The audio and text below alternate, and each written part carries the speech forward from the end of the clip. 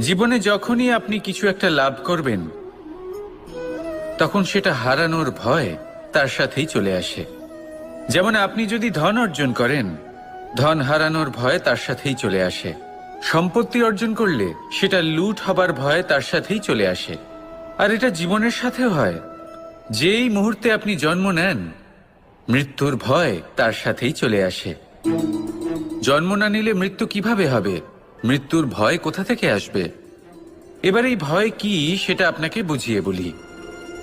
এই ভয় যদি মনের মধ্যে থাকে, জীবনে থাকে, তাহলে যা কিছু লাভ করবেন, সুখ, সম্পত্তি, সুবিধা, ধন, এইগুলি লাভ করার একটা আনন্দ থাকে, এদের সাথে জীবনযাপন করার একটা আনন্দ থাকে। এই ভয় সেই আনন্দ আপনার থেকে কেড়ে নেয়।